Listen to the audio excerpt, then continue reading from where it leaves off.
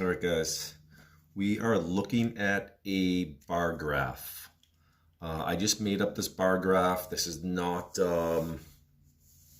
you are going to see bar graphs from results of yesterday's coin toss experiment that we did. And I just wanted to do a quick review of bar graphs so you can analyze our results from yesterday. You've seen bar graphs before in elementary school. Just going to give a quick review. So this is made up data. You're going to see the real data from yesterday on Google Classroom.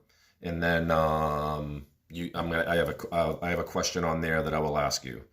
So on this, this is basically a bar graph.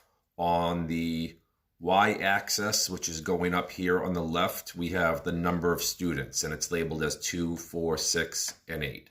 And then you also have to assume that there's a 1, 3, 5, and 7 there as well. But they just marked it off by 2s. Here, and on Google, on the graphs that I show you, the numbers are kind of random. So this is the number of heads that were flipped in the coin toss. Again, this is made up data. You'll see the actual data on the assignment. So basically how to read this, if you need the review, you would look at any bar. Number of heads rolled was 2.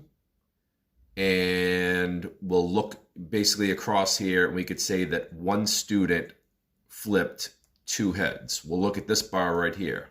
Number of heads, 4 heads. How many students flipped 4 heads? We look back here, 2.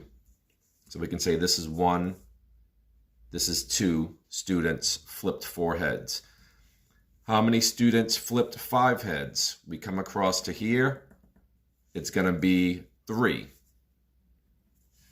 How many students flipped 8 heads? Come across here, they're between 4 and 6, so this one is 5.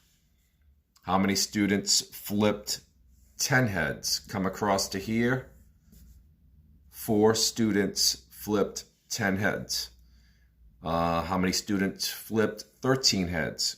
Come across here, again, that's 3.